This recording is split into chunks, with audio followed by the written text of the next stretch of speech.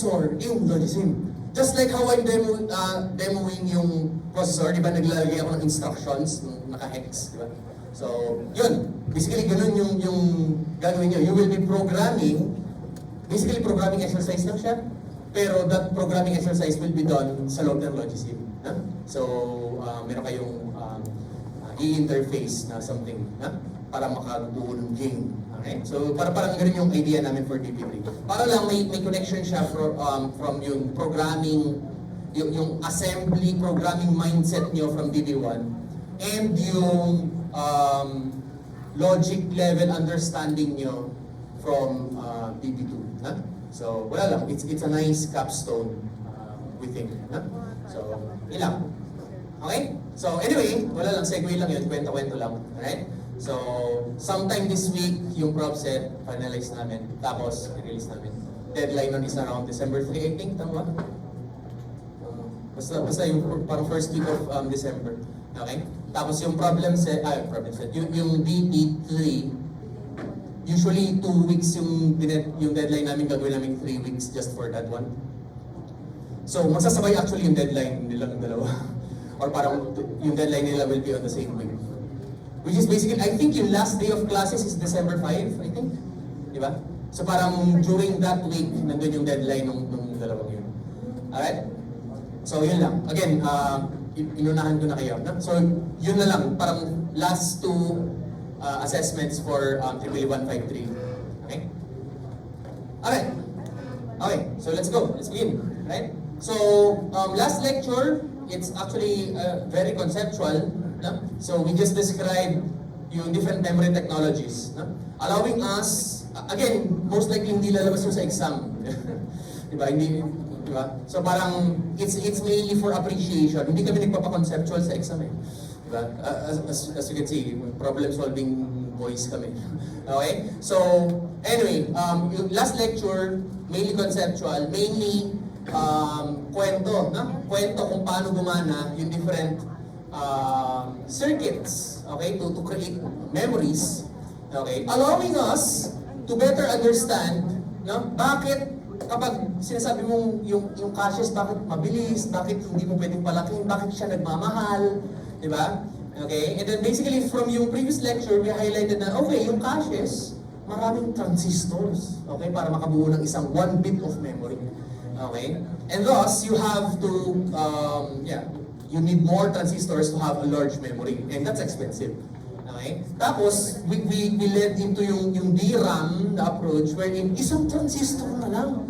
Diba? So, one transistor pero ang kina-charge niya yung capacitor. Okay? So, yung capacitor holds the charge. Okay? So very simple, no? So very dense yung kayang magawang memory doon. And that's why it is cheap. Okay? So, and then we also covered kung paano gumana yung flash, paano gumana yung hard drive, and so on. So, wala lang, high-level kwento, no? So, para lang ma-appreciate nyo yung different ways to actually create memories. Okay? So, yun lang. And then, again, with that, no? So, tapos iiwan na natin yung memories. Okay? And now, punta na tayo sa I.O. No? So, para kompleto na yung system natin. Okay? So, again, ito yung, I think, yung last slide natin, last meeting. Okay? So, tapos na yung memory. Yung first exam yung processor, okay? And now, basically, we will be covering yung I.O. devices. Alright? So, yung last two. Okay? So, and I think, so, I.O. device, diba? Hardware. Diba? I think, if you can recall, naalala niyo pa yung motivation, yung parang sinabi ko, yung statement ko about I.O. devices, diba? A computer system is useless without I.O. Alright? Just because, again, diba? So, parang it's processing something, processing you don't see. Diba? You don't see the output. Okay? Tapos processing in the first place, you didn't give it an input. Okay? So for a computer system to be useful to any human, diba? To anyone else, diba? So kailangan meron siyang input and output devices. Okay? So that makes it useful. Okay? So para may ginagawa si processor. Alright? So, maraming devices. I think ito, kinopya ko lang from yung lecture 1 natin. Okay? So, marami tayong types of input and output devices. So, parang input devices, just so you know, di ba? Keyboard, that's an input device. It requires an input from you, the human. Di ba? Mouse, and so on. Microphone, di ba? So, somewhere in the digital signal processing realm, di ba, my voice in analog form is being converted into digital form, di ba? And then for post-processing. So something like that, okay? So maraming input devices, alright? And of course, di ba, so lahat ng input devices na yan, binary, natatranslate into binary just like yung sinabi ko sa microphone, di ba? So my voice, my analog voice is being translated into binary, okay? And that's what is being processed. Okay, walang analog processing, digital processing lahat. Okay? Tapos keyboards, di ba? So, hindi ko alam kung nakwento ko ba ito nung lecture 1, di ba? For every key that you press, okay, meron siyang signal na sinesend, okay, papunta sa computer. Okay? And that signal, serial signal actually siya. Okay? And that signal will be interpreted, okay, by yung driver sa loob, okay? Allowing the computer to actually figure out what key you pressed. Okay? Tapos yung mouse naman, XY coordinates, yung delta X, delta Y, yung sinesend niya. Okay? So yun lang. Again, everything is digitized, okay? Para ma-process siya ng computer. And of course, kung meron kang input, meron kang output, di ba? So display, yung pinaka-common na output device, di ba? So again, allowing you to see something, di ba? So, yeah, 7-segment displays, yung nasa baba, di ba? So speakers are also an output device, di ba? So especially kung yun, computer speakers for example, di ba? So computer mo purely digital yan, pero for some reason it creates sound, di ba? It produces sound, okay? So meron din siyang, kung meron tayo kanina analog to digital, meron ding digital to analog, okay? Allowing it to actually output noise, output music, okay? So, yun lang. Again, digital information talaga yung nasa loob, okay? Pero it gets converted into yung whatever interpretable signal needed by the output device, okay? So, again, itong lecture na to medyo kwento-kwento lang, okay? Wala siyang masyadong mechanical, mathematical stuff, okay? So, medyo kwento lang siya. Okay? Again, mainly for appreciation purposes. Alright? So, anyway, okay, so ito, example lang, di ba? Kung alam niyo ba yung device manager, nagbubukas pa kayo sa Windows. Okay, so device manager. Okay, so everything there, actually may mga drop-down menus yan kapag kiniklik niyo yung arrow. Okay, you will see all the devices, okay, seen by your computer. Okay, so all the input and output devices, di ba? Connected to your computer.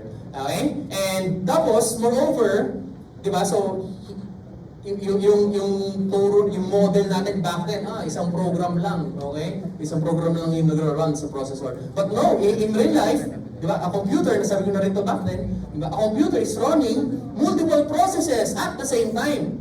Okay? And you can actually see that sa task manager naman. Okay, so again, sorry sa mga Mac users. Meron bang task manager yung Mac? Anyway, so yeah, Windows kasi ako. Okay, so yeah, task manager. Okay, so that lists, okay, not just I/O interfaces, not just I/O devices, but also programs. No? So programs running in your computer.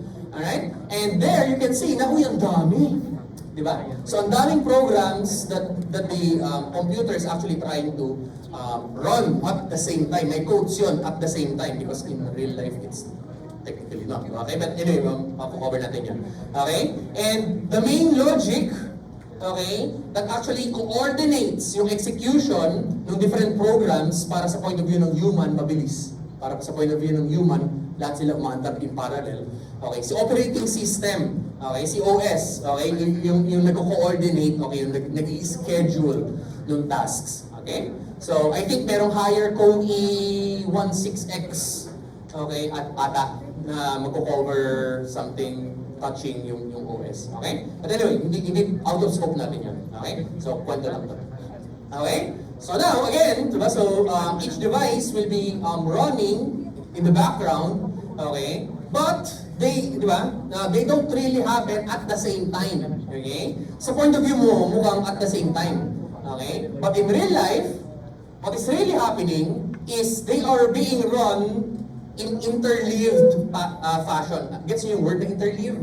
Okay? So parang siya muna, tapos after a while, titigil siya, tapos yung another process. Tama? Tapos after, run siya ng konti, tapos after a while, another process ulit. Something like that. So, they are running one after the other, sequential.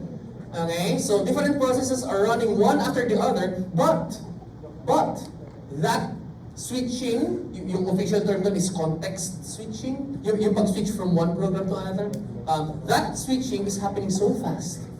Okay? So fast to the point na, sa point of view ng humans, with a reaction time of like milliseconds, ang bagal nun sa point of view ng computer, ang bagal mo. Okay? So, now, it can actually interleave a lot of programs, pero sa point of view mo, wow, umaandar silang lahat. Okay? But in fact, hindi. Okay? So, yeah, yung operating system again, yung nag-i-schedule kung gaano katagal mag-run yung isang program, tapos after nun, mag-switch into another one, so something like that.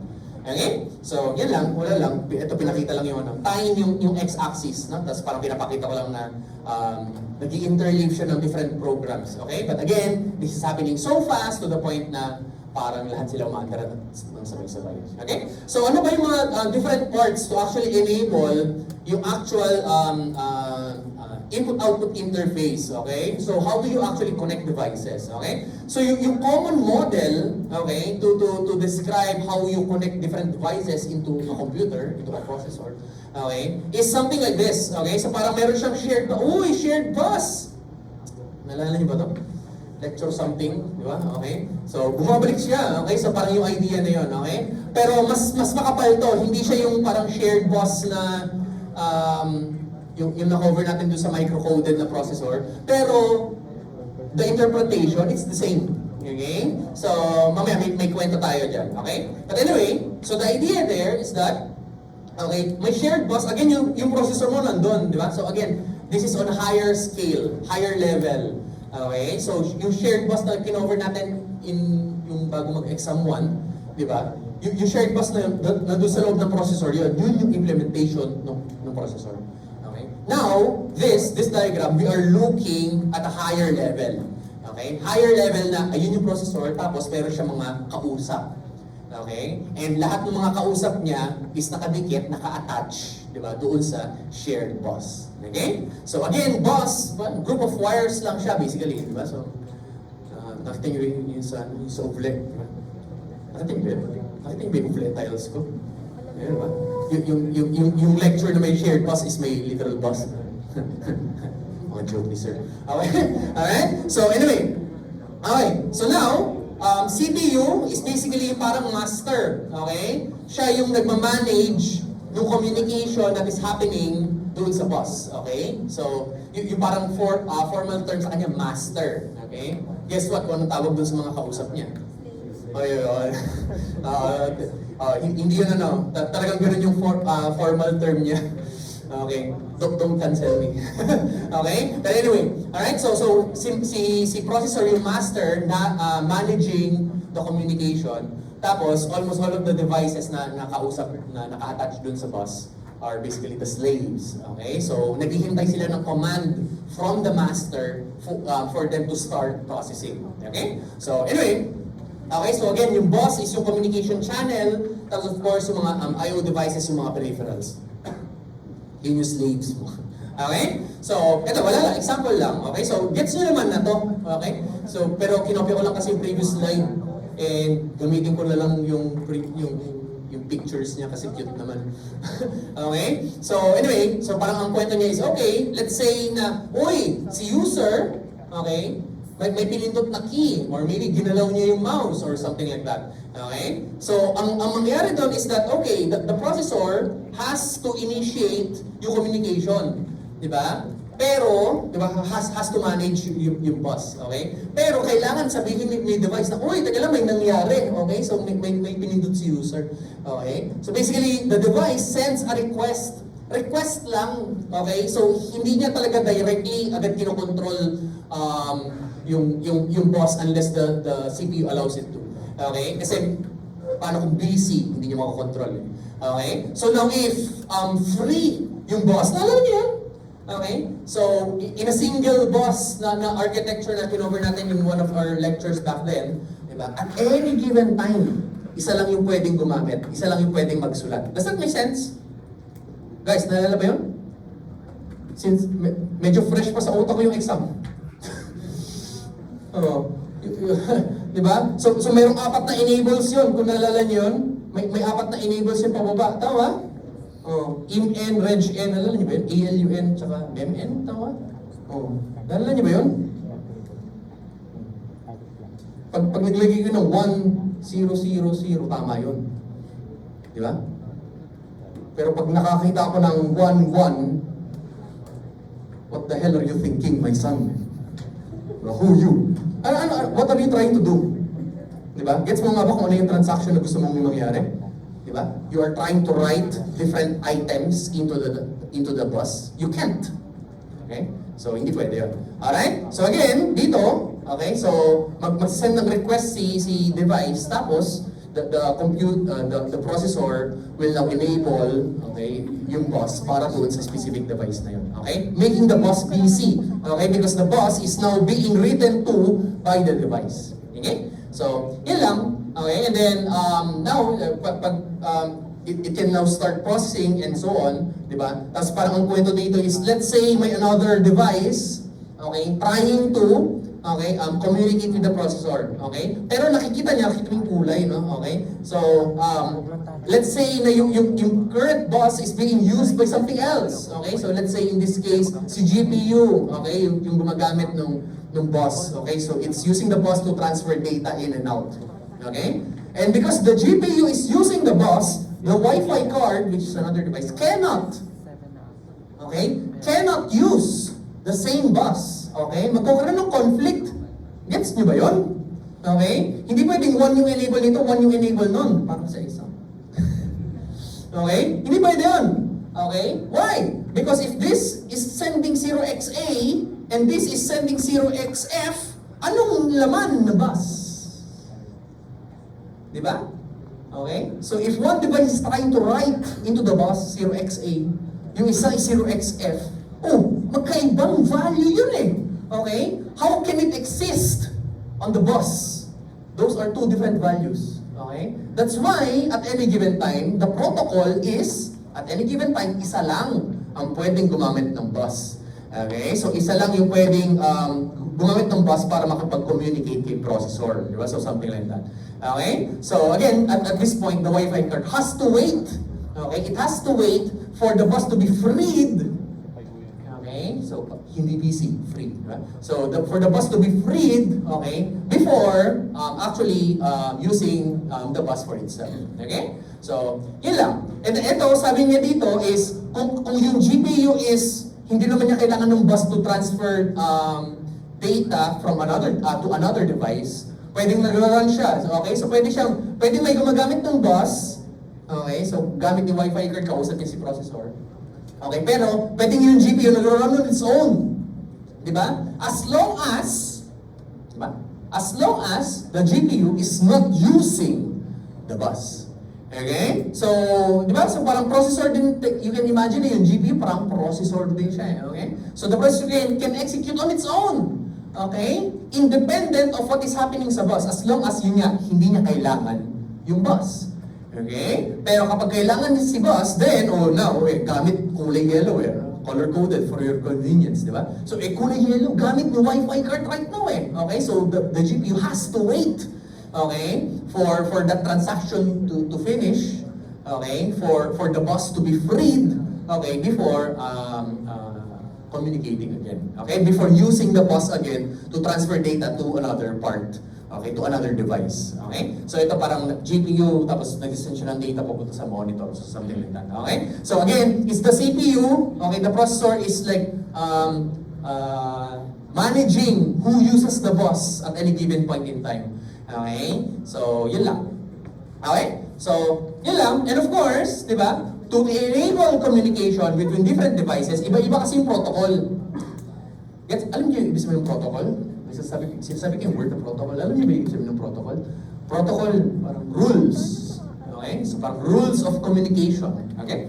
So, different device will have different rules of communication. Okay? Depende sa kung sino yung gumawa. Di ba? Okay? And thus, di ba? So, hindi technically standard. okay, kung paano mo kakausapin si specific device, di ba? So iba yung interface para kay keyboard, iba yung interface para kay mouse, something like that. Okay? Iba yung interface para kay GPU, di ba? So iba-iba sila ng protocols, okay? And thus, di ba? So para medyo mas standardize kung paano mo sila kakausapin, okay? There's this thing called device controller. Basically, para siyang state machine sa loob. Kita niyo yun? Every device attached to the bus. Okay? Meron siyang controller. Meron siyang parang state machine. Okay? And that's basically, you can think of it as parang mini processor. Okay? So, meron ka mga mini processor per device. Okay? So, pwedeng hindi complex. Pwedeng very simple na processor lang. Okay? Pero yung idea niya is basically, okay, if the processor wants to communicate with the device, okay, ang kailangan niya talagang kausapin is yung partner, yung mini processor sa loob. Ayun. Okay? So, ang kailangan niya kausapin is yung device controller. And yung communication between yung processor and yung device controller is something that is well-defined. Nakikita yun sa data sheet. Okay? So, kung nag-158 na kayo, which is yes, di ba? So, nasa loob ng data sheet, okay, ng microcontroller, kung anong mga kung anong address, kung anong data, kung anong ordering, and so on, naka-define yun. Okay? Standard yun. Okay? And again, to enable that, kailangan nung mga ganitong klaseng mga device controllers, okay? Para alam mo kung sino yung susulatan mo, di ba? Di ba? Kung anong data, di ba? So, and so on. Okay? And of course, sa processor domain, di ba? Kailangan niya kausapin si device controller, pero para niya malaman kung ano yung register map. Alam niyo yung word na yun, kung nag-158 na kayo, di ba? Yung register map. Okay? Kung anong address, tapos kung anong data, kung anong fields, and so on. So para malaman ni processor yung specific data, yung register map, okay, for a device, kailangan alam niya yun. Okay? So kailangan bigyan mo siya ng tamang program for it. Guess what? Kung anong tawag doon sa program na yun? Driver. Diba? Okay? So, whenever you are, diba? So, ito, madaling i-relate sa real life, diba? So, whenever you are trying to install a new device into your computer, tama? Okay? So, sometimes, it takes a while, tama ba? Okay? So, parang pagkabit mo lang, I don't know, depende. Usually, kapag keyboard and mouse, meron na siyang default drivers eh. So, parang pagkabit mo, agad eh. Okay? Ano bang mga... Anong device yung parang pag kinabit mo, kailangan mo bang mag-install ng driver para makausap mo siya? Ano na? Wi-Fi dongle?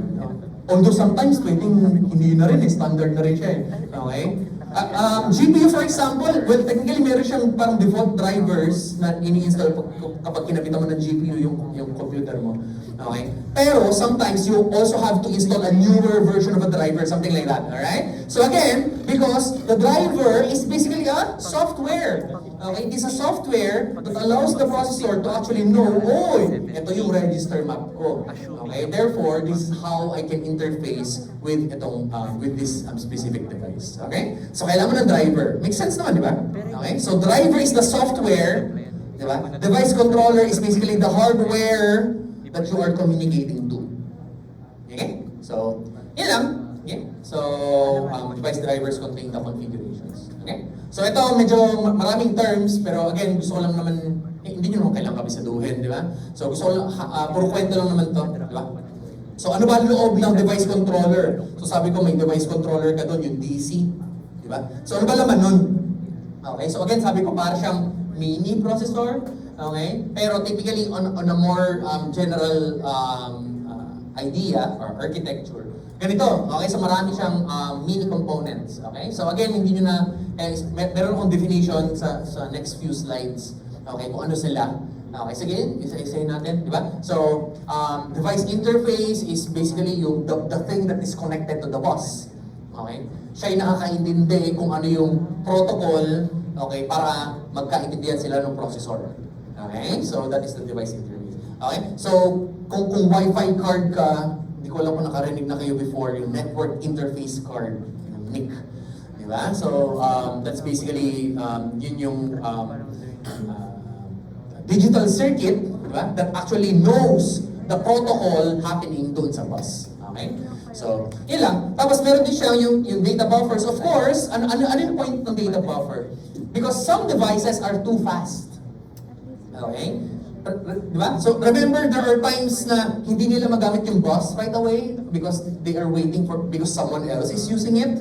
Okay? So, what's happening then? Okay? So, kunwari busy yung bus, nagta-transfer si GPU for example, I don't know, diba? So, some other device.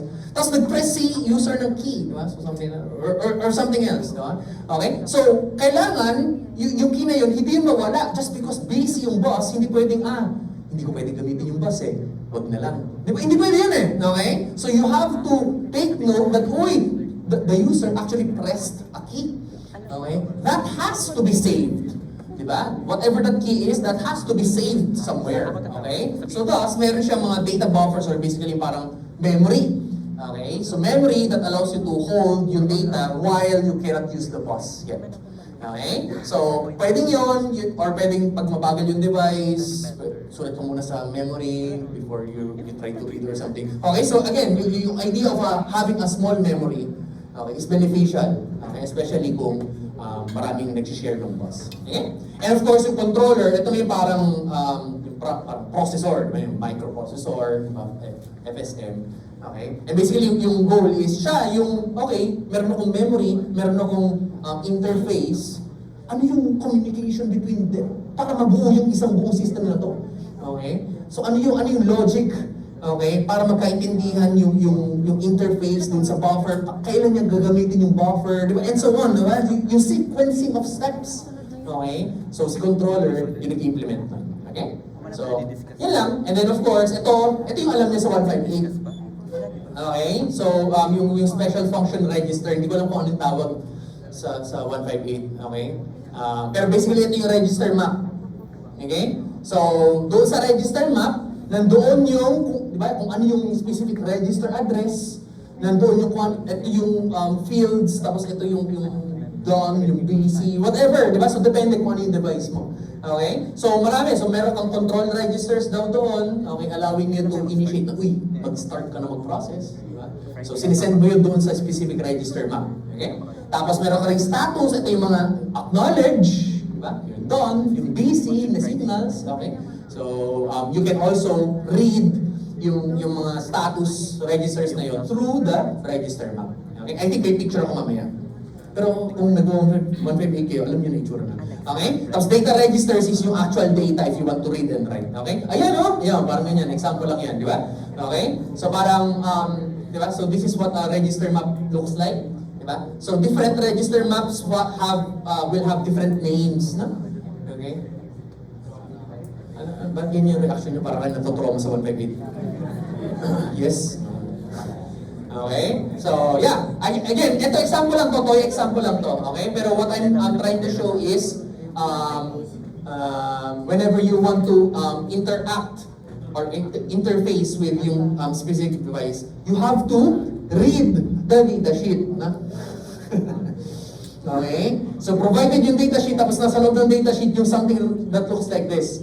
Okay? And this actually gives you an idea on what specific registers to write, what specific registers to read, okay, para makausap mo ng properly yung device. Okay, so maski yung order of events na kailangan mangyari, nasa data sheet din yun. Okay? Alright, so again, yeah, the data sheet reading. Alright? So, yeah, and again, this entire register map, okay, ito yung kailangan malaman ni processor, okay, para makausap niya ng tama yung device. And thus, saan galing yun? Whenever you install a device driver, that driver already provides yung register mapping, okay, para alam niya kung paano niya kakausapin. Okay? So, yun lang. And of course, meron ding local memory, data buffer, mas maliit. Parang cache yung data buffer. Okay? So, parang cache yung data buffer. Tapos meron ka rin yung local memory for more larger memory event. Okay? So, anyway, tapos everything else, yeah, analog components, depende. No? So, not all devices actually require or actually has analog components. Ang lakas ng echo. Narinig mo yun? Pansin niyo ba, ang layo na ng mic sa... ang layo na. Okay. Anyway, alright. So yeah, analog components. Okay? So let's go. Okay. For the CPU to properly interface with the device, it needs a device driver. Yes, I know. Okay? And thus, you need to install. Okay? So yun yung ini-install mo. Okay? So, ano yung alam ni device driver? Okay? So ano yung contents ni device driver that the CPU wants to know? Okay? Ano yung addresses? Yung register map nga. Ano yung map? Ano yung address ng registers na gusto mong sulatan? Ano yung control signals para makontrol yung device? Okay? And yung routines nga, di ba? Kung ano yung sequence of events. Okay? Ano yung sequence of events? Something that the datasheet gives you. Okay? So the device driver basically does it for you. Lagi na. Ikaw, kahit hindi ko hawakan, meron pa rin eh. Nandiyan na lang siya. Okay? Okay, game. Meron pa, no? Meron eh. Wala lang. Fun. Para ako may ano. Okay. Let's go. Okay? So here's an example. Okay? Wireless microphone. Para ako nakalapel, no? Kahit saan. Okay, so one example, okay, ito, random example lang, okay, but basically it shows an interface with a device rather. It shows a device with an interface, okay. So as you can see here, wala lang, ito yung parang analog na interface niya, di ba? So speaker kasi ata to, okay, audio amplifier, so for speakers. Okay, so meron siyang, ito yung DAC, okay, para maging analog waveform yung digital na pinaprovide mo sa kanya. Diba? Tapos, somewhere dyan is yung I2C control. Okay? So, control, nandun yung, dadaanan natin later, maybe in 3 weeks from now, kung ano yung I2C specifically. Okay? Pero, yeah, focus on the word control. Okay? So, parang siya yung controller. Okay? And, ano yung idea? Okay? So, siya yung controller, hawak niya yung mapping. Okay? Alam niya kung ano yung mapping. Okay? Tapos ito, wala lang, run, shock picture. Diba? Okay, so this is what is typically listed sa loob ng datasheet. Yung kanina pinakita ko, example lang yon. Okay? Pero ito real life example. Okay? So ito yung what we call yung register map. Okay? So as you can see here, register map. So sabi ko, register is specific address. Ayun o, yun yung address o. Diba? So may mga addresses siya doon. Okay? Tapos of course yung mga address na yun, mayroong specific names para mag-guide ka ng konti kung ano yung purpose niya. Okay? Tapos, ito, register fields. Okay? So may partition. Uy, parang ano? Parang yung processor. No? So may partition siya, may specific purpose. Yung different locations, different bit positions. Okay? So again, everything has to be exactly followed. Okay? According sa datasheet. Okay? Para makausap mo ng tama yung device na gusto mong kausapin. Okay? So, yun lang. Okay? So, focus na konti sa bus. So, sabi ko again, there are several bus protocols. Hindi na natin dadaanan yung specific protocol kung paano siya gumana. Pero at least, bigyan ko lang kayo ng general idea kung ano ba yung signal sa loob ng bus. Kasi right now, yung bus, isang malaking arrow lang, di ba? Okay? Pero ano ba talaga yan? Okay? So again, a bus is just a group of wires. Group of wires na mayroong specific purpose. Okay? So, for example, yung common na data na nasa loob ng bus is basically, or common signals, okay, that you will actually see sa loob ng bus is yung data, yung address, at yung control. Easy, tama ba? Okay, so for you to actually write something, you have to know where to write, and you have to know what to write. Okay, so kaya may data and address. And of course, yung control, para sabihin mo na, uy, magsulat ka na, or something like that. Okay? So, yun lang. So, may data bus, may address, tsaka may control. Okay? Depende.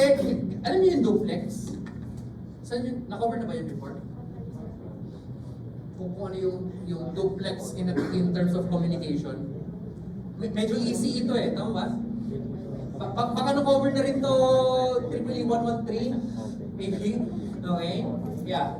Pero yung idea ng half duplex is hindi kayo pwedeng mag-usap ng sabay, tama? Okay? So kailangan yung isa muna tapos yung reply, tama? So naghihintayin kayo, hindi pwedeng sabay kayo nagsasalita.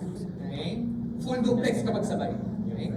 But anyway, so typically ang bus is half duplex daw kasi nga you can imagine na shared yung bus nito. Again, parang yung tinuro natin sa lecture. Exam 1. Di ba? So parang kailangan, at any given time, isa lang yung gumagamit ng bus. Okay? Tapos, kung gusto nyo gumamit ng isa, wait ka lang, mamaya na. Okay? So, pag natapos na siya, tsaka ka pwede magsalita. So, something like that. Okay? So, half duplex, typically, ang itsura ng bus. Okay? So, yun lang. And, yeah, ito example lang.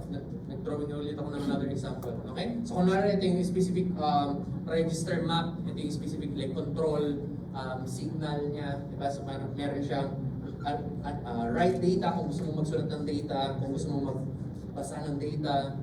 1 bit lang yan. Diba? So, 1 bit lang. Okay? Tapos meron kang busy signal, in case na busy, yung peripheral. Tapos meron kang act. Alam niyo yung act? Act.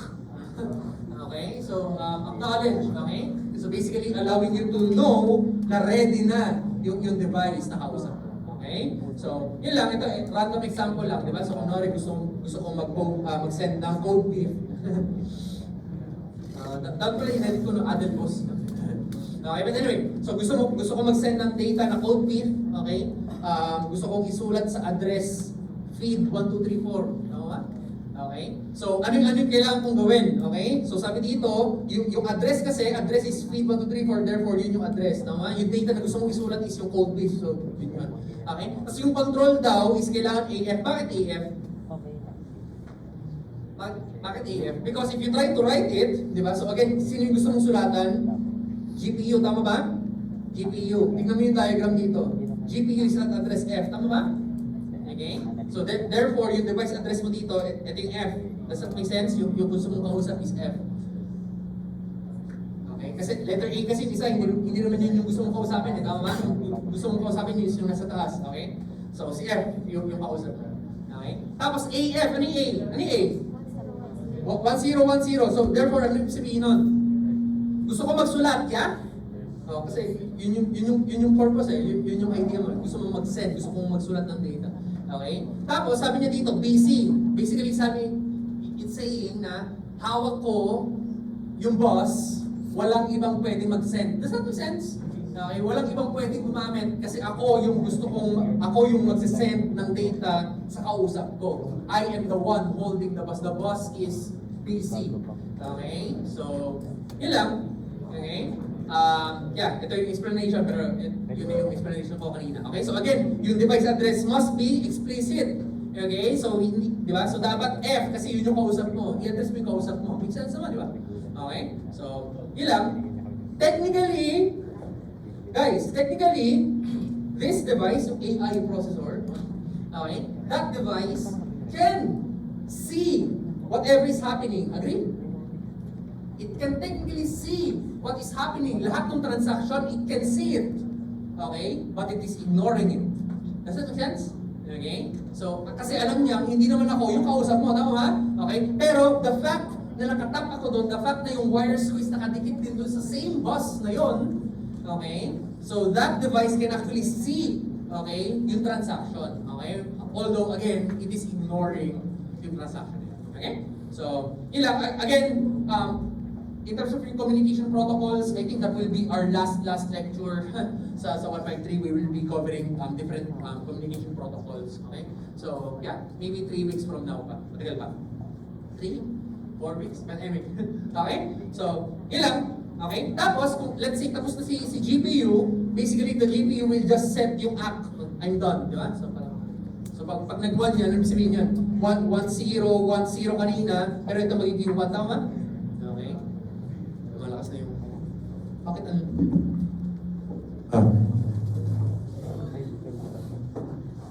Malakas yung overtime. Okay lang ba? Kahit na walang mic? Yes? Hindi ako, diba? Okay lang. Okay. Okay. Okay, so now, from A, which is 1010, magiging 1 ito kasi mag-a-act na yung device. Okay? And thus, this becomes B. Tama ba? Hexadecimal B. Okay? So, as you can see, yung control became big when yung nag-send ng app yung okay? So, yeah. Tapos, once everything is done, everything just, again, for the sake of this example, everything just resets to 0. Okay? So, now the boss is not busy again. It makes sense ba? Okay? So, yun lang. Okay? So in timing diagram, parang naman kayo tumingin ng timing diagram, di ba? Maybe. Okay? So parang on this positive edge, doon siya nag-send ng AF, ito yung gusto kong isulat. Ito yung gusto kong isulat dito sa address na to, tama? Okay? So, ganun ginawa ko. Okay? Tapos, I waited for a few cycles. Basically, ang hinihintay ko is acknowledge. Tama ba? So, naghintay ako for some amount of time. Depende yon sa device na kausap ko. Okay? So, hindi yun is, ito, parang 3 clock cycles na. Okay? Pero, it depends on the device. Okay? So, di ba? Technically, 2 positive edges lang eh. Okay? So, bago siya nag-acknowledge. Okay? So, after some time, mag-acknowledge siya, and ito yung acknowledge, di ba? So, yung pag-turn niya into D. Okay? Because yung D, again, is the one that made this one. Okay? So, nag-one yung acknowledge. Tapos, after nun, nakita ni processor na, uy, acknowledge, tapos na siya. Okay? Tapos na, naisulat na niya yung gusto kong isulat. Okay? Therefore, tapos na yung transaction, then everything is reset. Okay? So, sinisiro lang. Okay? So, wala lang. Random example lang to, pero hopefully mag-gets nyo yung communication, okay, between yung CPU and yung device. Along with yung specific handshake. Gets nyo yung term? Okay? Handshaking. Okay? To enable proper communication, kailangan, di ba? Tama yung addressing, of course. Di ba? So, dapat tama yung address, dapat tama yung pag-assert mo nitong control signals na to. Okay? And lastly, kailangan sinusunod mo yung proper handshaking. Diba? So, hindi mo pwede i-release yung boss kung hindi pa siya tapos. Something like that. Diba? So, parang you have to wait for the acknowledge, okay, before you actually stop yung transaction. Okay? Kasi yung acknowledge signifies to end. Diba? Okay? So, again, ito yung critical stuff. Na? So, parang kailangan properly addressed. Kailangan binasa mo yung data sheet. Diba? So, kailangan binasa mo yung data sheet. So, somewhere doon, nandun yung sequence of steps na kailangan mong gawin. Okay? Kailangan binasa mo yung data sheet. At kailangan, yun yan, hinihintay mo kung tapos na ba siyang mag-process or not. Okay? So, kailangan sundan mo yung handshaking na nangyayari. Okay? So, typically, whenever you're interfacing with devices, you will see control signals like start, like DC, like done. Diba? Yung act. Depende sa device. Okay? Pero you will see such control signals, okay, allowing you to configure, okay, yung device na kausap mo, okay, para magkaintindihan kayo, para magawa niya kung ano yung gusto mo. Okay? So, yeah. Next. 32, hanggang slide 50 lang tayo. Pure kwento lang, no? Okay? Alright. So now, nilagay ko lang to just because medyo ito yung sinabi ko, yung teaser ko kanina. Okay? Kasi the new DP3 that we are trying to cook. Okay? So, basically, the way the processor in Logisim will be interfacing with yung device, okay, is through the memory. Okay? So, parang kailangan niya lang magsulat ng specific data sa isang specific location sa memory, nag-update na automatic yung device, something like that. Okay? So, yung idea is basically, okay, instead of having a device controller, separate device controller, okay, pag bare bones, kapag kasi pag device controller, mas complex eh. Okay? So, kapag mas simple pa yung device na kausap mo, maybe yung device mo is memory map. Okay? Meaning, meron siya specific chunks in the memory space, okay, na naka-allot para sa kanya. Okay? So, yung illustration nun is something like this. Diba? So, parang one segment in memory is allocated para kay CPU, one segment in memory is allocated para kay GPU, or again, random example lang ng device yun. Okay? But different devices, okay, will have their own segments within the memory space. Okay? And basically, yung idea dyan is whenever the processor wants to communicate with the GPU, for example, ang kailangan lang niyang gawin is mag-load word sa address 6000 and so on until doon sa address na. Something like that, okay? So the only thing that you have to do is di pala load word, store word or something like that. Depende, load and store. Okay, doon sa address na yun. Okay? And again, yung idea is alam mo kasi na yung address range na yun is para kay GPU, for example. Okay? And since nakamap yun kay GPU, reading and writing doon sa memory space na yon allows you, the processor, to actually communicate with the GPU. Okay? So, yun lang. Again, medyo teaser to, okay? Kasi parang ito yung gagawin nyo sa GP3. Okay? So, yun lang. So again, yung idea dito is that, it's memory map. Yung pag-interface mo sa I/O is memory map. Okay? Alright. Tapos again, ito, binalik ko lang. Yung idea na merong device controller, ang tawag doon isolated I/O kasi meron siya sariling controller. Okay? Again, typically ginagawa to kapag yung pag actual computer system. Okay? Like for Wi-Fi card, for example, GPU and so on, usually isolated I/O yun. Okay? But, ito yung memory map. Okay? This is usually done for embedded systems. Yung 158, most likely memory map yun. Okay? So, kung ano man yung ginagamit sa 158, kung nagpo-158 man kayo. Okay?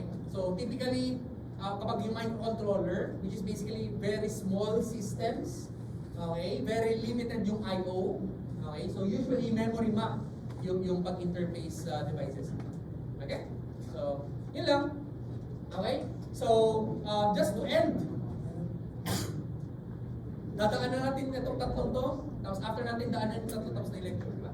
Okay? So, there are different ways, okay, to actually interface with different I/O.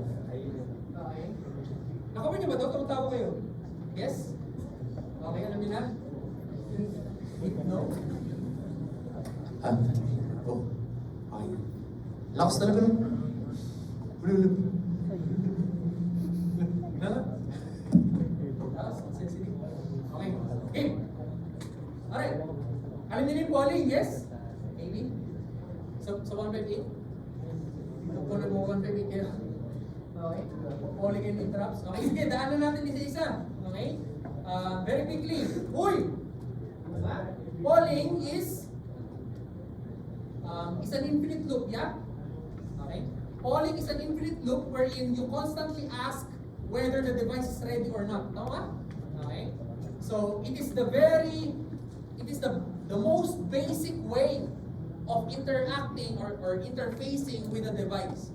Okay? Because ang kailangan mo lang i-check is parang nag-load work ka, tignan niyo yung code segment ko sa baba, di ba? So, example, RISC-V code, di ba? So, basically, ang ginagawa ko lang is nag-load lang ako, check yung status. Diba? Tapos, whenever nag-1 na yung status, then I do something. Diba? Else, I just keep on looping again and again and again. Tama? Okay? So that's polling. Okay? So I just continuously monitor yung status through the program. Okay? So written in software, okay, nakasulat yung infinite loop na yon, okay, allowing you to actually check, okay, whether ready na ba yung device or not. Make sense? Okay? Ano magandang...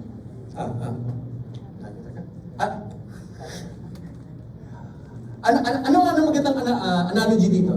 Analogy. CR? Taubo? Pwede. Yung ginagamit kong example dito is ano eh. Polling kasi si processor, no? So si processor, sa kanya kasi naglalaro yung program, tama ba? Okay, so si processor, is the processor constantly asking the device, uy, ready ka na ba? Tama ba? Tama? Okay. So parang, paano ba? Kung ako si processor, kayo yung slaves. Diba?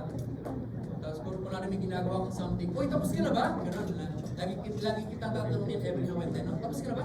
Ready na ba? Pacheck ka na? Pasa mo na. Diba? Okay. So it's me, okay, always continuously asking you, the slaves, diba?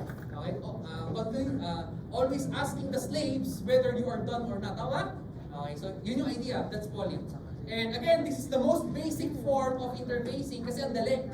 Very easy to actually imagine, diba? So kailangan mo lang bantayan yung status bit, therefore mag-loop ka. So check it again and again and again. Okay? So, easy. Alright? So, yun lang. So, again, ito parang flowchart lang to. Pero basically, yung entire polling loop is na doon, yung naka-highlight doon. Okay? So, as long as hindi pa siya ready, i-check mo ulit. Baka ready na. Okay? So, yun lang yun. Okay? Pros and cons. Sige, Sige nga, wala akong slide para sa pros and cons, ito lang. Pero sige nga, can you actually think a little bit? Ano yung pros ng polling? Anong advantages? Or isa lang, kahit na isa. Advantage. Ano lang? Simple po siya, sir. Simple, yeah, simple. Yeah. And I think yun, nasabi ko na rin kanina. So parang to implement a polling routine, okay? Pwede code mo, tapos may infinite loop mo. Diba? So very simple to actually implement. Okay? Meron pa ba kayong na-imagine na iba pang advantage? I think yun na yung best advantage niya, no? So parang it's very simple to implement, very easy to imagine, just do it, no? So i-code mo na right away. Pero ito, ano yung cons? Can you think of a disadvantage of that? Lagi. Matagal yung ano? Yung pagtanong niya depende sa clock. Actually, that's a good point. Oo. Kasi parang depende sa clock frequency ng processor mo, yun yung clock frequency yung pag-andar niya ng instructions. Okay. So indeed, tama. Actually, yes. I think merong isang potential quiz question sa Uble na pwede ka namin ilagay doon. So parang judging yung parang reaction time, ba? Yung latency. Na? So parang assuming processor runs in this clock frequency and so on, di ba? How fast, di ba? Can you detect na ready na yung device? Something like that, di ba? So again, because everything is tied to sa program. Okay? So kailangan. So kung mas mahaba yung loop, na-imagine yun? Diba? Kung yung example loop ko, isang load word lang, tapos na, ito ha? So mabilis lang, okay? Pero, I guess yung isa pang pangit sa kanya is, kung marami kang kailangang i-check, yung loop mo mahaba, tama ba? Okay? So kailangan mo i-check yung isa-isa, okay? Tapos yung entire loop mo mahaba, okay? Tapos bago ka babalik ulit, tama ba? So meaning, kung sequential yung pag-check mo, mas lumalaki rin yung delay, yung latency mo, yung latency ng reaction time, okay, doon sa pag-change ng status ng device. Make sense? Okay? Ano ba? Meron pa ba kayong iba naisip? Meron pa akong isa naisip na possible cons. Ano na? Hindi tuloy. May kumamaya ko ba Parang hindi tuloy. Ba't mag-iutang na siya?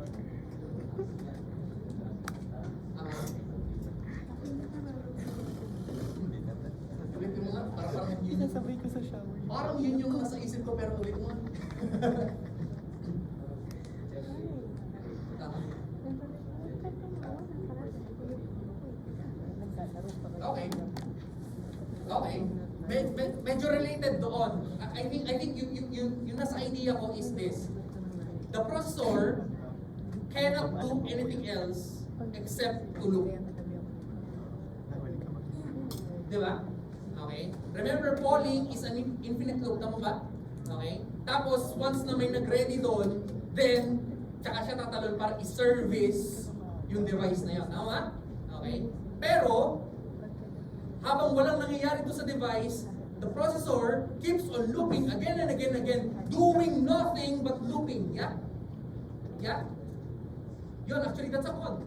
Okay? Because maybe, I don't know, depende kung gano'n complex yung program mo. Diba? Maybe you might want to do something else instead, aside from just looping again and again and again. Okay? So that's actually a huge con if you think about it.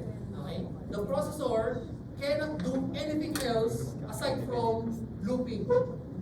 Okay? So, just because, again, polling is an infinite loop.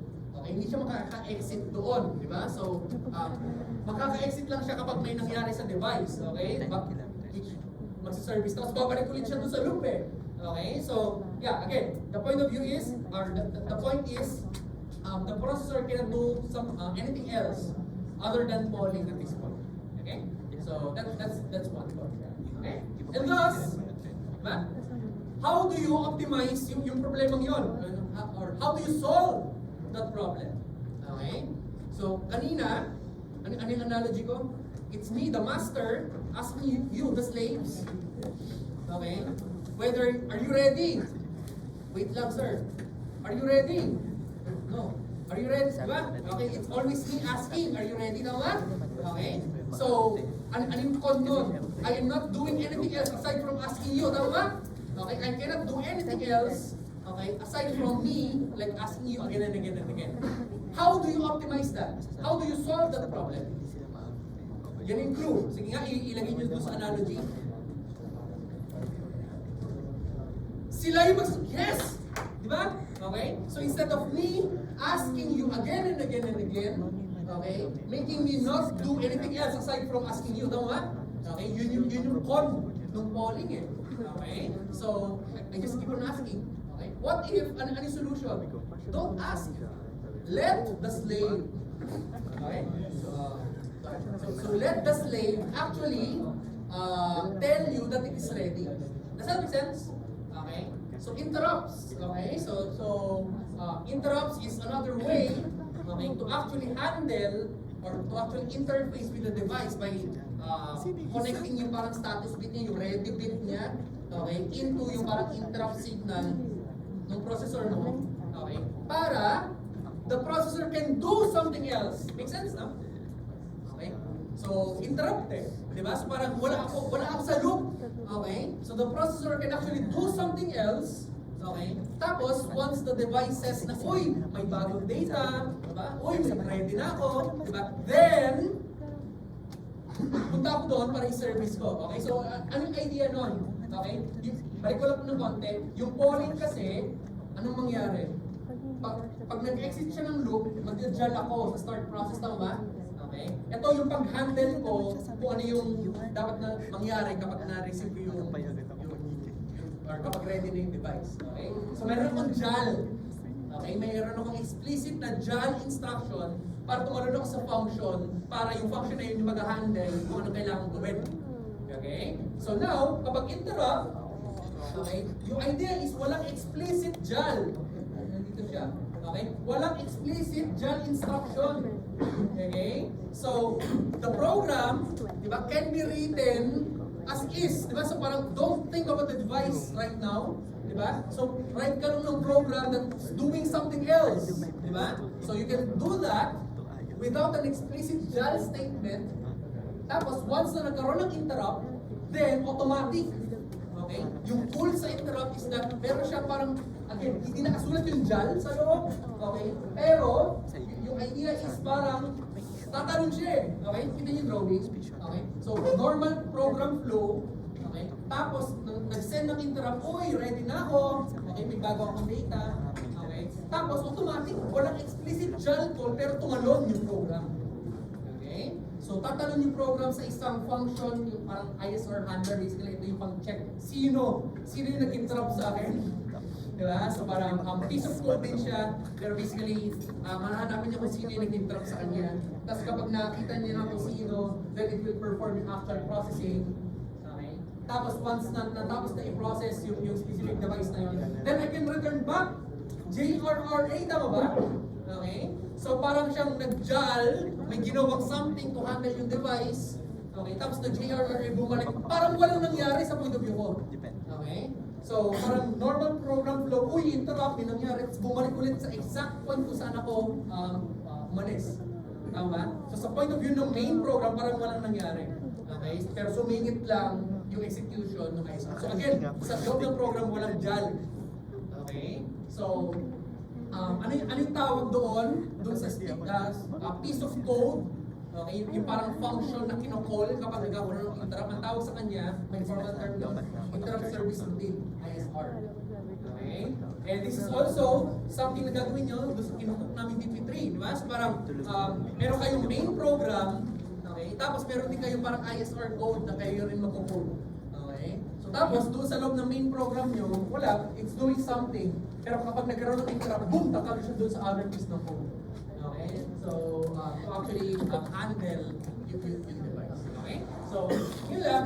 Okay? So, yun lang gusto kong talagang sabihin, para siyang function call, service routine. Alam niyo yung word na subroutine, nasabi ko yun before. Okay, subroutine is basically function call. Okay? So, yeah, subroutine, function call, interrupt service routine. It is a function. Okay? It is a function call.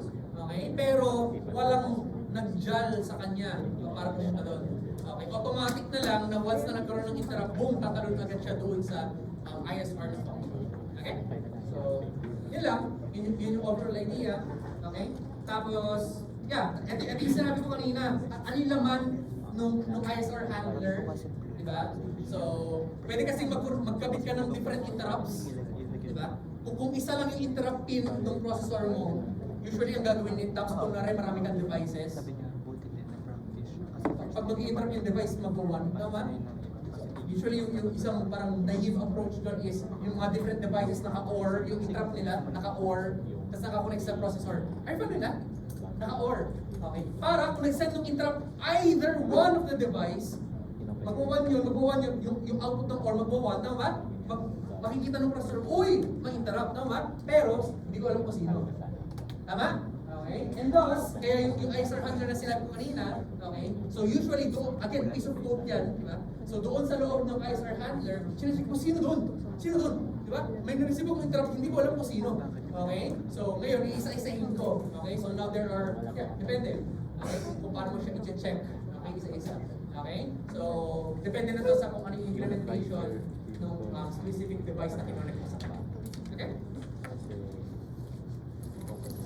10 minutes pa. Okay? So, yeah. Tapos tayo. Okay? So, yeah. I guess another thing is that yung sequential interrupt handling, again, yung pag-check. Hindi ako nabura. Prevalence ito naman ng OR.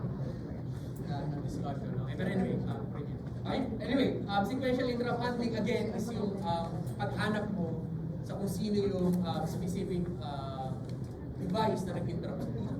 Okay? So, yun lang. Hardware solutions. Ipwento ko ba ito? Okay? Pero there are also hardware solutions sa interrupts. Okay? So, again, sabi ko kanina, depende sa device, depende sa processor mo, pwedeng ang interrupt pin mo isa lang. And thus, yung approach na is yun nga, parang different devices naka-OR yung interrupt nila papunta sa'yo. Kasi nga isa lang yun sa'yo isa lang yung interrupt pin. Okay? Pero some processors support multiple interrupt pins. Diba? So, tapos yung cool sa kanya is that, okay, multiple interrupt pins, ito yung papasok. Okay? Tapos, yung MR is yung mask. Okay? Alam niyo yung word na mask? Nagamit na rin before. Mask is basically parang gusto kong i-mask yung other bits. Kailangan, di ba? Gets mo ba yun? Kunwari, meron akong 1010, tama? Okay? Ito si device 3, device 2. Tama? Okay? Tapos ito yung device 1. Tapos ito yung device 0. Tama? Kunwari. Okay? So basically, at this point, ano yung kwento? Parang sabay nag-interrupt si 3 at 1. Tama? Okay? So, yung idea is, okay, sabay nag-interrupt pero gusto kong i-service yung isa muna. Diba? So, yung idea is, how do you mask it? How do you prevent one interrupt from going off? Okay, gusto mo i-prioritize si device 3, for example. I-mask mo si 1, tama? Paano nyo gagawin yun? Diba? I-add mo lang, basta i-add mo sa 0, no? Because anything under sa 0 is always 0, tama? Okay? So yung idea ng masking is palampasin mo yung iba except yung ayaw mo makita. Tama ba? Okay? So kapag in-add mo kasi to, then laging 0 itong bit na to. Tama? Okay? So yung idea ng mask registers is that is how you basically disable, okay, yung interrupt coming from a device kung ayaw mo yung pansinin for now. Okay? So, yun lang. Hindi ko na to cover too much. Basically, ito is priority encoder para lang yung pwede ko dito kasi is non-vector interrupt hunter, hindi kailangan i-check isa-isa. Ito naman yung example dito is vector. Ito nyo to. Okay. Para kapag nakita nung ito si CPU, okay, kapag nakita niya, uy, nag-interrupt. Hindi niya kailangan isa-isahin. Okay? Yung cool kapag vectored yung interrupt. Depende sa bits. Tama? So naka-vector kasi to. So yung output niya is XY, no? So 00011011. 0001. Okay? So now, depende kung ano yung nakita mong value, either one of the four, yun yung nag-interrupt sa'yo. Okay? So parang hindi na niya kailangan isa-isa yung apat, kung may apat ka mga devices, hindi mo na kailangan i-check isa-isa kung sino dun sa apat yung nag-interrupt sa'yo. Okay? Kasi with a priority encoder, okay, you can actually decode instantly, diba? Depende dun sa ID, okay? Depende dun sa vector, okay? Kung ano yung kung sino yung nag-interrupt. Okay? So, yeah. Oh, going back, ito ulit yung interrupt. Pros and cons ulit tayo. Pros. Pros? Pros, advantage, guys? Uy! Yeah. Free na yung processor. Okay, that's a nice term. Free na yung processor to do something else. Tama? Okay? So again, coming from yung con ng polling, okay? Polling consumes processor time because the processor cannot do something else. Okay? It has to constantly loop again and again. And again. Di ba? Pero, yung solution is interrupt. What if instead of me asking you, again and again, why not let you tell me that you are ready? Okay? And thus, if meron tayong ganong klaseng protocol, okay, kung meron tayong ganong klaseng arrangement, then I can do something else, di ba? I won't think about you yet, di ba? Tapos biglang magsabi, sir, ready na, boom! Di ba? So, pwede lang i-service. Okay? So, that's a huge con. Okay? Because like I, the master, can do something else. Okay? So, that's nice. Con, meron nga ba kayo nakikita? May possible con. Yung con nito, I will try to relate yung papunta doon sa next na idea, yung TMA. Okay? Pero, sige nga, right now, meron pa kayo naisip na parang possible con? Pagsabay-sabay,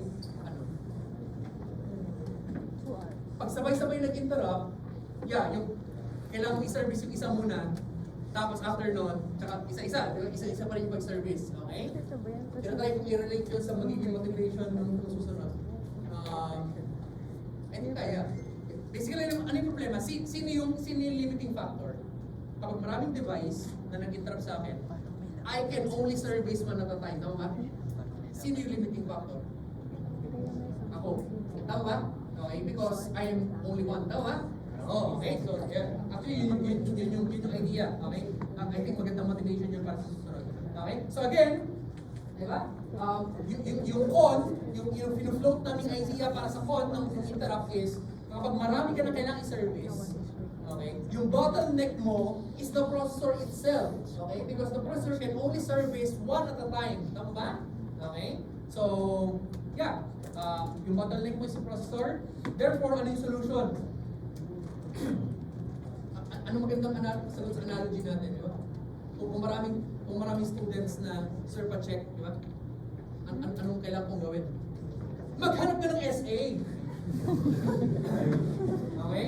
So now, yung idea ng DMA is basically, it is a separate controller. Okay? It is a separate controller, okay, that acts like a CPU or acts as a processor, okay, establishing yung communication with yung device. Okay? So instead of the processor itself handling the device, okay, someone else, DMA controller of the DMA is the one handling it. Okay? So usually, yung nagpapatagal, hindi ko lang may drawing ko dito, yung nagpapatagal sa isang pag-handle ng device is actually memory access. Okay? So kunwari, sir, ready na ako. O sige, pagtingin ko doon sa memory, kailangan ko mag-load para makuha ko yung mga data galing sa'yo. Tama ba? Okay? So that takes time, yung pag-load, yung pag-transfer ng data sa memory. Okay? So that takes time. And basically, DMA tries to automate that process. Okay? So instead of the processor itself doing the load works, okay, someone else, yung DMA controller, is the one handling yung memory transaction. Okay? Such that yung memory transaction is happening on the side, and the processor can, again, yung ultimate goal, wala akong goal. Okay? Because yung ultimate goal is, I can do something else. No? Alright, so now, yeah, pinasok ko sa SQ. Okay? Pinasok ko sa SQ. So, again, ito, parang typical address ranges lang kung ano yung pwede kong sulatan and so on. So, hindi ko na masyadong cover to kasi again, conceptual lang naman yung target natin. But anyways, yung idea is, of course, meron siyang data lines and control lines allowing you to actually communicate with the device and transfer data to and from the network. Okay? Oh, last na to, last three architectures. Typically, how do you connect yung DMA sa yung sa bus architecture natin? Okay? Well, depende. Pwede ito, yung DMA mo is along the bus, parang part siya ng device, tama ba? Or part siya ng device chain, tama? Under the CPU. Make sense? Okay? Ano yung analogy nito? Ano yung analogy nito? USA, ayan po. Ayan. So, okay? So, kasama nyo nakaupo yung SA. Okay? So, yeah. Serve a check, wait lang. Ikaw na gumawa, di ba? Okay? So now, I can do something else, tapos siya nag-interface with the memory or something. Okay? So, yeah, yun yung idea. That's one. Okay? Along the bus, yung DMA. Okay? Yung problema nito, ano yung problema? Diba? When the DMA has to communicate with the memory or something, they are actively using the bus. Tama ba? Tama, no? Okay? So the processor can technically do something else basta hindi niya kailangan yung bus. Huh? Okay? So the processor can do something else, some other program, I don't know. Okay? Pero as long as hindi niya kailangan yung bus, okay lang. Okay? So yun yung problem nito. Okay? So ginagamit nila yung bus na shared with the processor. Okay? One other option is ano yung analogy nito? Per student may isang SA. Wow. Wow, mayaman. Okay? So ano yung idea nito? Okay? So instead of the DMA trying to use the bus, di ba, for its communication, I think kanina, di ba? Instead of the DMA using the bus, ito ano yung idea? Pero meron siyang dedicated communication diretso to sa device itself. Tama ba? And thus, yung maganda dito is that you only need to access the bus when you have to communicate with the CPU, if you want to communicate with the memory, okay? Pero yung internal device communication between DMA at yung device nga, hindi kailangan mangyari sa bus. Okay? Dedicated sa kanila. So meron silang sariling room doon. Okay? So, yun lang. Nakita niyo advantage na ba? Okay? So, yun lang. Tapos lastly, ano yung pinakamaganda?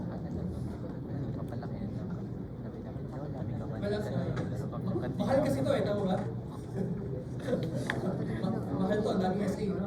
Okay? So, therefore ito, ano yung isa? Diba? So, what if, wag isa-isa kasi sobrang daming kailangan additional hardware noon. Okay? So, pwedeng what if meron kang sariling bus, that's basically another shared bus. Okay? Pero mas maliit, no? So, that's a local bus between different devices handled by a single DMA. Okay? So again, yung idea nito is the DMA can allow communication between different devices, okay? But without actively using the bus that is actually being used in the CPU. Okay? So, yun lang. Sorry. Ayan, so, ito na. Summary. And that's it.